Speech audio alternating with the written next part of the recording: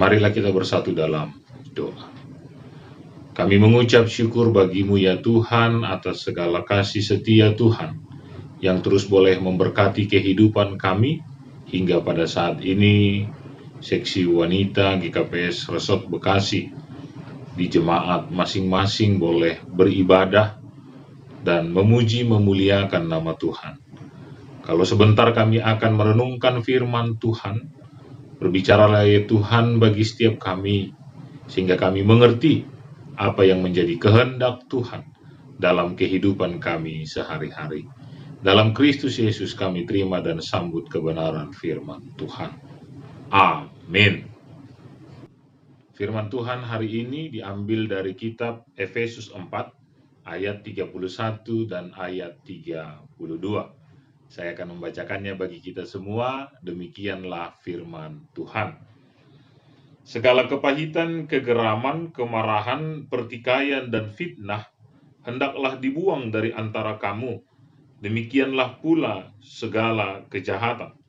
Tetapi hendaklah kamu ramah seorang terhadap yang lain, penuh kasih mesra dan saling mengampuni, sebagaimana Allah di dalam Kristus telah mengampuni kamu. Amin. Demikianlah firman Tuhan. Kaum ibu yang dikasihi oleh Tuhan kita Yesus Kristus, sungguh berbahagianya kita sebagai anak-anak Tuhan menerima berita pengampunan.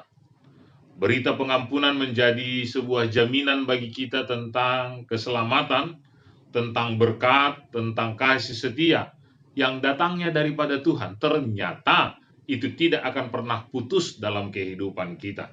Kalau keselamatan itu pasti menjadi milik kita, berkat-berkat Tuhan itu akan terus mengalir dalam kehidupan kita. Kasih setia Tuhan itu tidak akan pernah berhenti mengalir dalam kehidupan kita. Bukan karena kehebatan kita, dan juga bukan karena kemampuan kita untuk setia dan taat di hadapan Tuhan. Tapi Alkitab, kitab Efesus, Paulus menyebutkan itu semua kita alami oleh karena pengampunan Tuhan yang terus berlaku di dalam kehidupan kita. Sehingga melalui pengampunan itu kita seharusnya mampu menjadi orang-orang yang merdeka, orang-orang yang bahagia, orang-orang yang bersuka cita di dalam kehidupan kita. Karena apa? Karena pengampunan Tuhan itu akhirnya melepaskan kita dari semua jerat-jerat dosa, melepaskan kita dari hukuman-hukuman maut yang seharusnya menjadi bagian milik kita. Oleh karena itu, kaum ibu yang dikasihi oleh Tuhan, kalau hari ini engkau merasa tidak nyaman menjalani kehidupan ini karena kita merasa kita adalah orang berdosa, kalau kita hari ini merasa tidak nyaman karena kita merasa kita adalah orang yang tidak layak di hadapan Tuhan, mari katakan di dalam hati kita, bukan dosa itu yang membuat kita mengikat diri kita untuk terus terbelenggu di dalam aku ini bukanlah siapa-siapa, aku ini adalah orang berdosa, aku ini tidak bisa berbuat apa-apa. Tapi mari tanamkan dalam hati kita hari ini segala dosa-dosa pelanggaran yang kita sudah lakukan itu, saat kita datang di hadapan Tuhan, Tuhan akan mengampuninya bagi kita, sehingga kita menjadi orang yang merdeka. Apapun pergumulan gumul juang yang kita sedang hadapi di depan atau yang sedang kita hadapi saat ini, itu tetap membuat kita tersenyum, itu tetap membuat kita bahagia, itu membuat kita tetap semangat, itu tetap membuat kita menjadi orang yang terus optimis di dalam kehidupan ini. Karena apa? Sekali lagi, karena pengampunan Tuhan berlaku bagi kita. Pengampunan itu menjaminkan keselamatan bagi kita. Pengampunan itu membuat berkat-berkat Tuhan. Tidak ada penghalang di antara kita dengan Tuhan. Tidak ada pembatas antara kita dengan Tuhan. Tapi berkat-berkat itu akan terus tercurah bagi kita. Kasih setia Tuhan itu akan terus menggendong kita dalam segala kehidupan kita. Kasih setia Tuhan itu akan terus mengiring kita, membuat kita berjabat tangan, berjalan bersama dengan Tuhan dalam kehidupan kita. Oleh karena itu, kaum ibu yang dikasihi oleh Tuhan, dalam berita anugerah yang begitu hebat yang kita miliki hari ini, apa yang harus kita lakukan?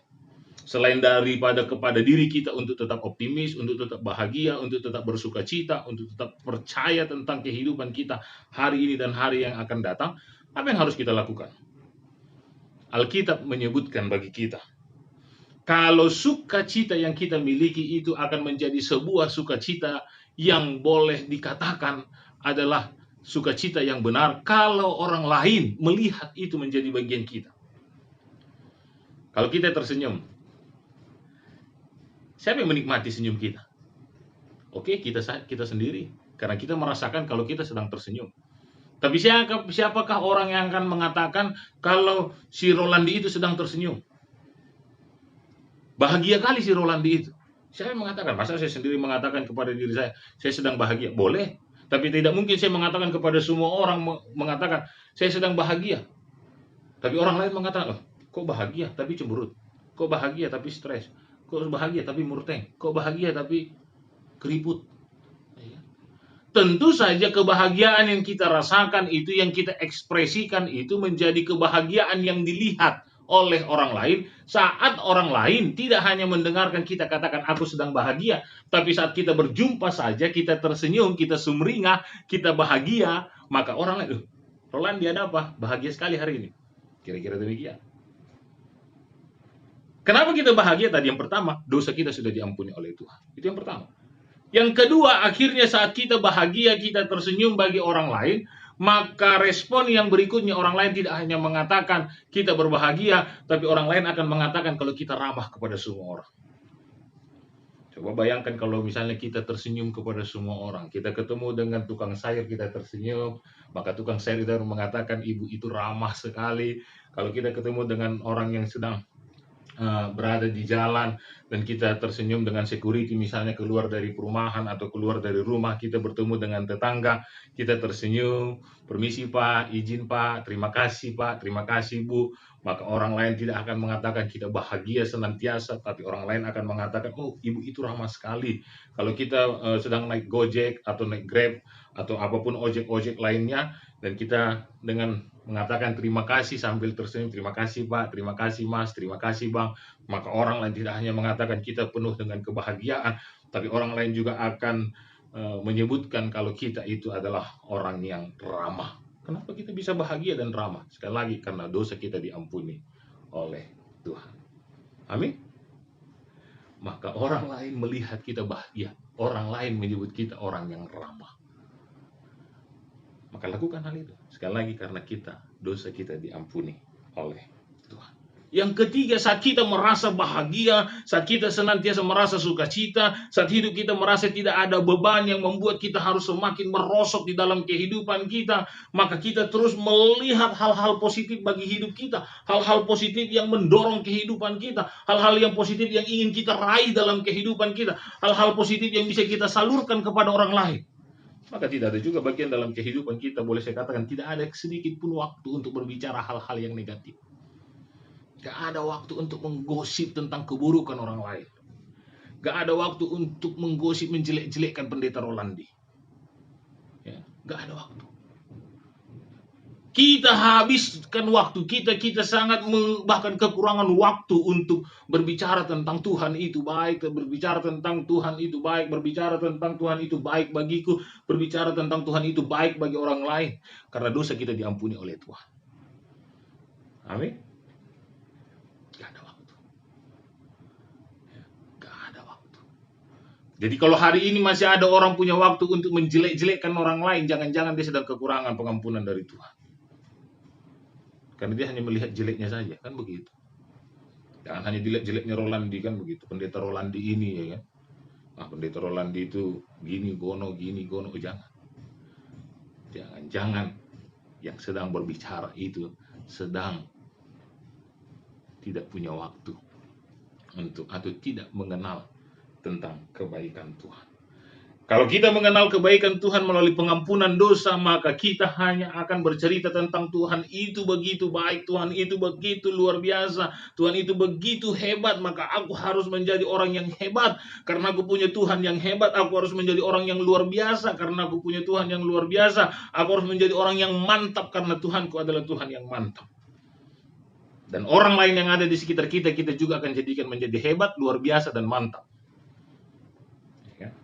Orang lain mungkin sedang murteng, sedang cemberut, ya bahasa di kampung saya kalau cemberut itu murteng, atau muka keriput pun boleh lah. Saat kita bertemu dengan orang lain yang sedang berbicara dengan wajahnya yang cemberut, dan kita bertemu dan kita, hai, apa kabar? Sehat? Eda sehat gawe? Nah kabar nih Syam? Malah suhur. Ayo kan, AGP masa Covid, tetap optimis. Ayo gawe. Begitu. Lang doma becut na ijupah kon hita, doma murteng na ijupah kon hita, ay ang gawe ang botok bion nih. Seakan-akan tidak ada Tuhan. Tapi kalau ada orang yang cerita, ya gawe. Mungkin dia sedang berbeban berat, maka kita akan katakan, semangat ya gawe, kita doa. Supaya Tuhan campur tangan atas segala kehidupan kita. Kalaupun kita tidak dapat memberikan solusi yang lain, paling tidak kita memberikan satu solusi. Kita ajak dia berdoa. Seminang, kaum ibu yang dikasihi oleh Tuhan. Maka tidak ada bagian kepahitan dalam kehidupan kita. Tidak ada kegeraman dalam kehidupan kita. Bahkan tidak ada marah, pertikaian, fitnah. Itu bukan menjadi bagian kita. Karena kita sudah diangkat Tuhan dari lumpur dosa itu. Kita sudah diangkat Tuhan dari kehancuran itu. Kita sudah diangkat Tuhan dari setiap hal-hal yang negatif tadi.